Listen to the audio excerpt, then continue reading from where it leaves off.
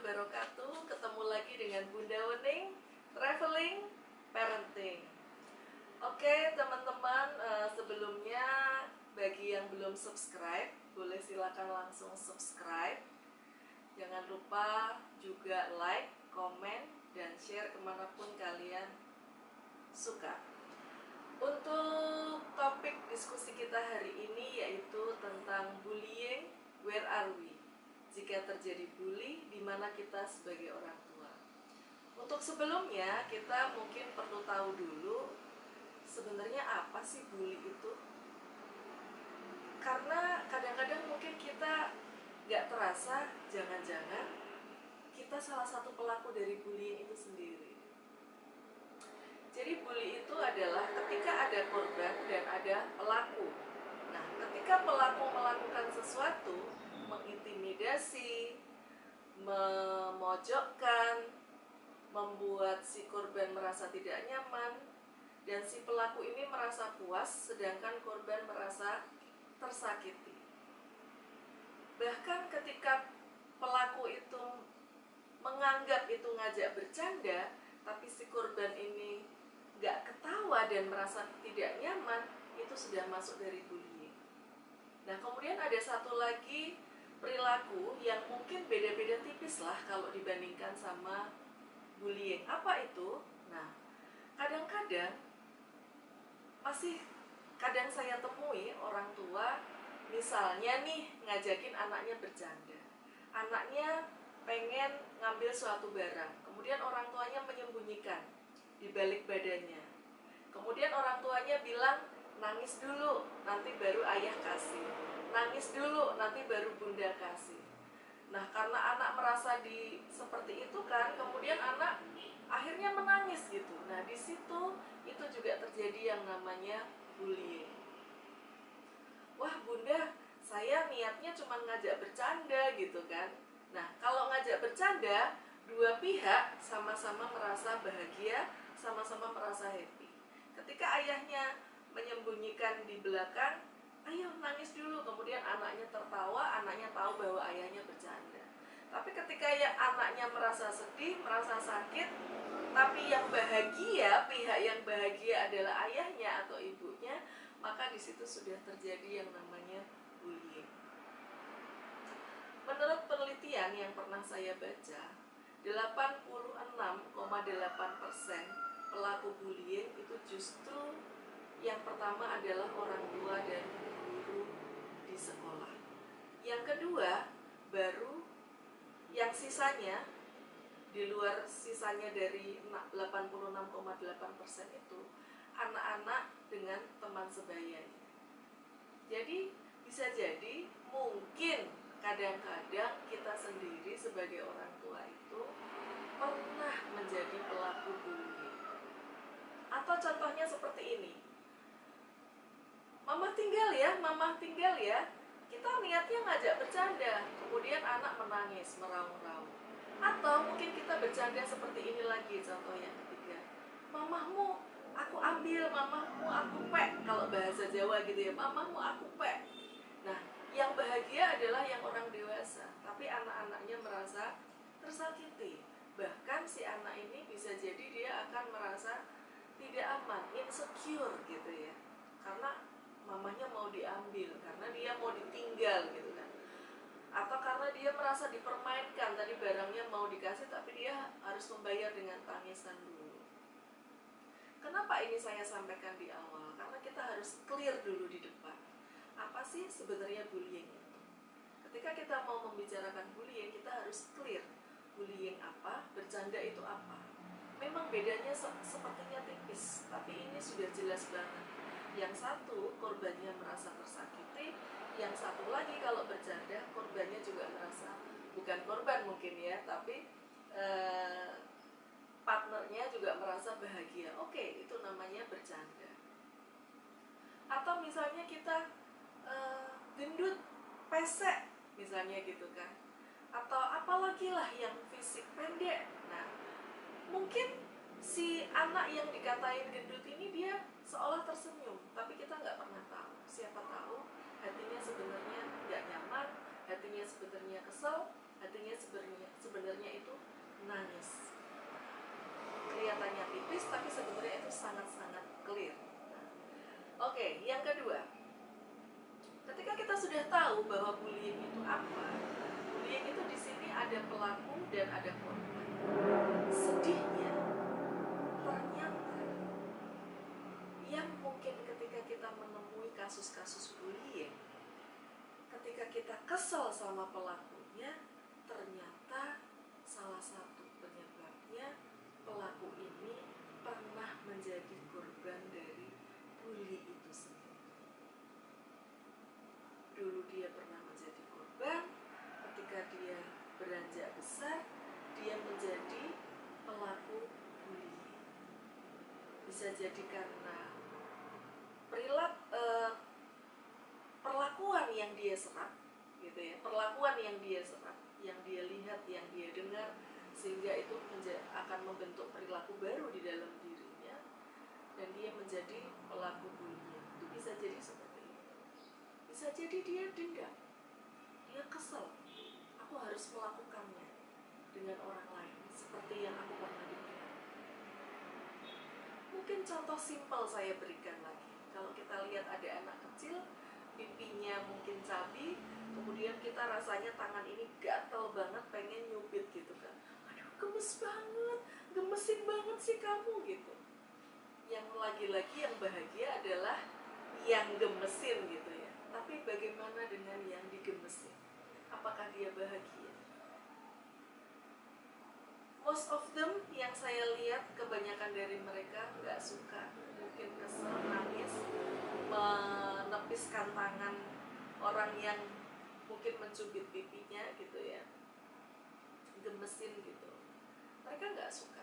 Ternyata itu juga masuk ke dalam perilaku bullying. Nah, nanti ketika dia sudah agak gede dikit, ketemu anak kecil yang mungkin gemesin, bisa jadi dia juga melakukan hal yang sama. Kemudian di saat itu kita marah sama anak tersebut. Jangan gitu dong sama adiknya, jangan gitu dong sama temennya. Nah, pernahkah kita mengoreksi diri?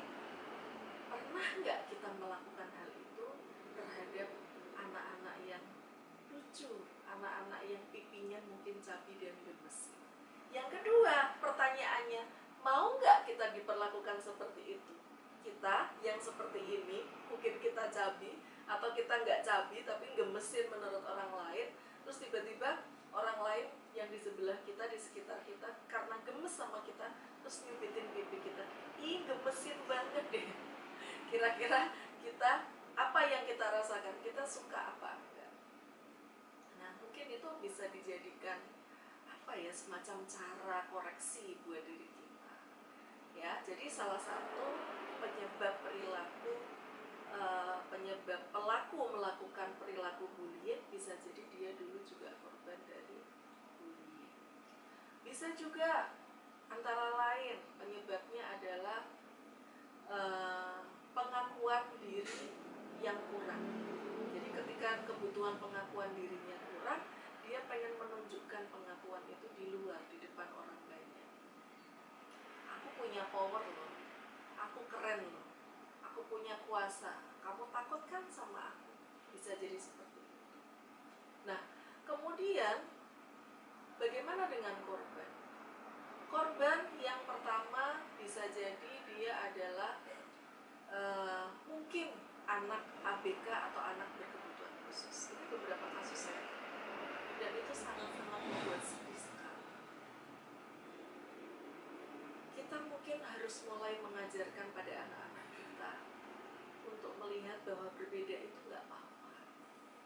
Kemudian yang kedua, kita mengajarkan pada anak-anak kita tentang respect, menghargai dan menghormati orang-orang di sekitar kita, sehingga kita tidak melakukan itu. Anak-anak kita tidak melakukan itu. Kemudian yang kedua, bisa jadi anak ini mungkin ada perbedaan, baik itu secara sosial, secara ekonomi dan lain sebagainya. Itu juga sebenarnya masuk juga di situ.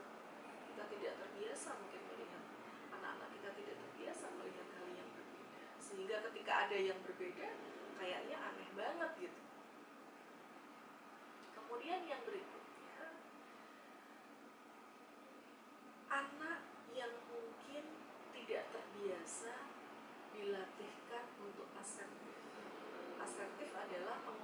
isi perasaan dan pikiran. Sehingga ketika dia diperlakukan tidak nyaman oleh temannya, itu dia diam.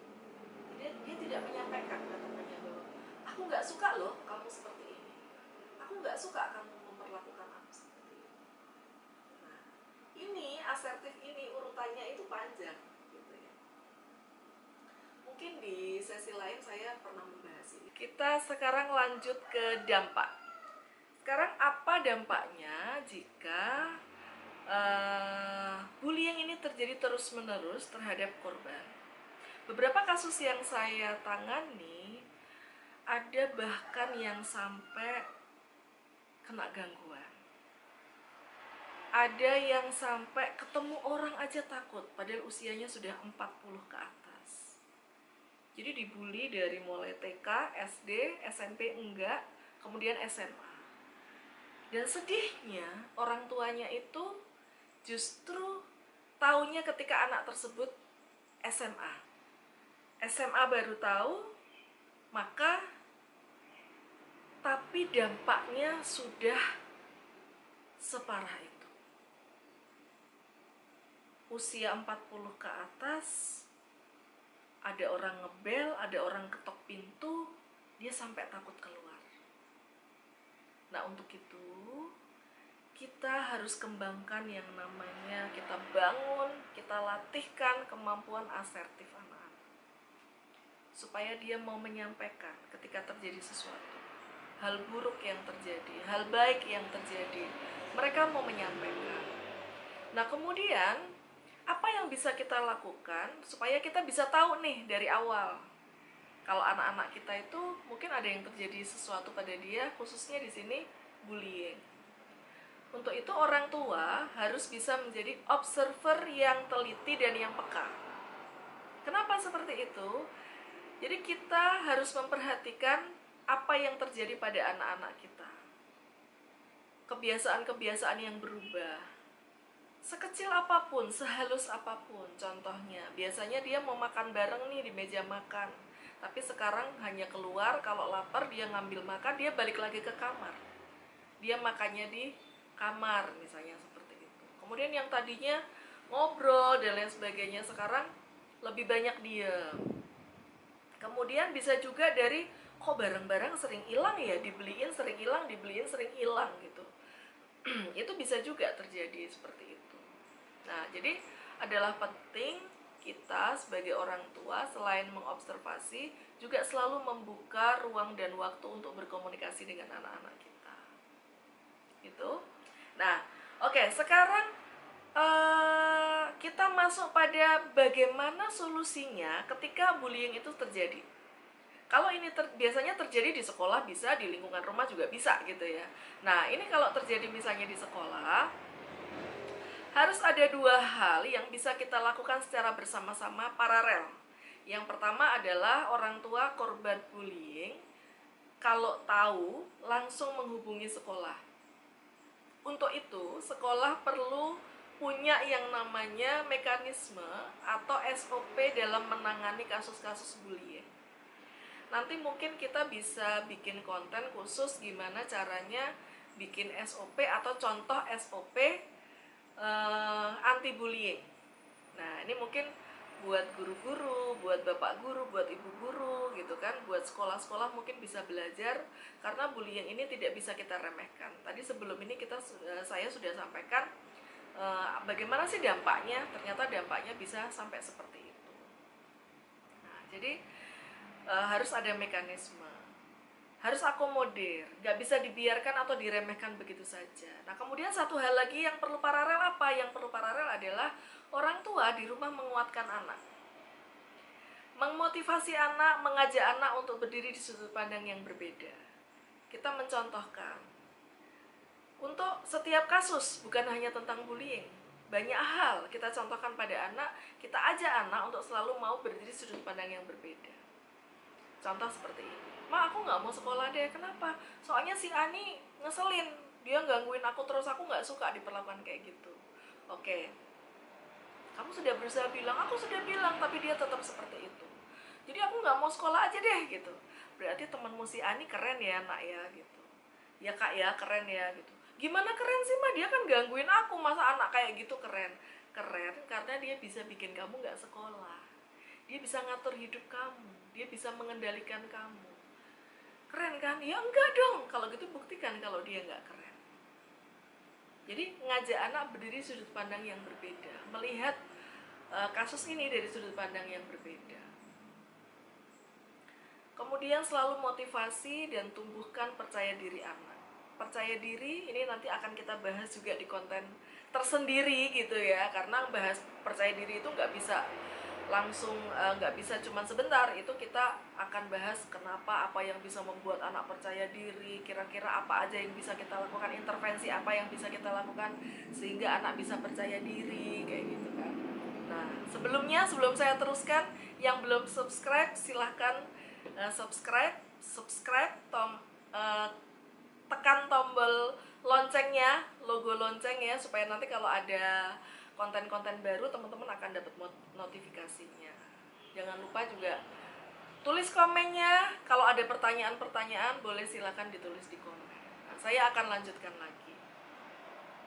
Kita motivasi anak untuk selalu percaya diri. Salah satunya ini bocoran ya, diberikan pujian-pujian pada anak dan lain sebagainya lah. Karena percaya diri ini akan membantu dia untuk bisa survive gitu ya. Tadi berdiri sudut pandang yang berbeda juga akan membantu anak untuk selalu survive. Jadi ketika dia mentok kena masalah, dia akan bisa survive. Nah teman-teman, di saat kita tidak bisa merubah keadaan, maka yang bisa kita lakukan adalah merubah sudut pandang kita.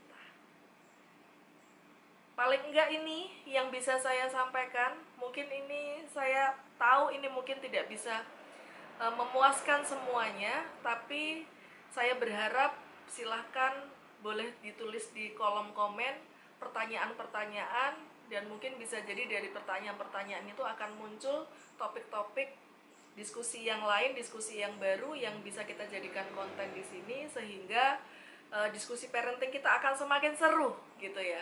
Nah, konten traveling parenting nanti bisa bermacam-macam, bisa beraneka ragam, karena ini adalah traveling adalah perjalanan. Seperti layaknya perjalanan, bisa jadi kita akan menemui banyak kejutan, banyak hal-hal baru, banyak hal-hal nggak terduga. Bentuknya macam-macam, nggak hanya seperti ini, tapi bisa jadi nanti saya akan bikin konten bersama seseorang, bersama banyak orang gitu kan. Ngobrol-ngobrol bareng, ngobrol dengan pelaku, ngobrol dengan korban, ngobrol dengan orang-orang yang berkompeten, ngobrol dengan orang-orang yang punya perhatian terhadap dunia pendidikan dan parenting. Gitu, jangan lupa untuk subscribe, sekali lagi saya sampaikan, di subscribe, di subscribe, ditekan tombol subscribe-nya, di subscribe, ditekan tombol loncengnya, ditulis komennya, usulnya, masukannya, dan lain sebagainya. Kemudian di like, jangan lupa di like, kemudian di share kemanapun teman-teman mau, di semua sosial media yang ada di HP teman-teman. Terima kasih banyak, because we love parenting, traveling parenting. Wassalamualaikum warahmatullahi wabarakatuh.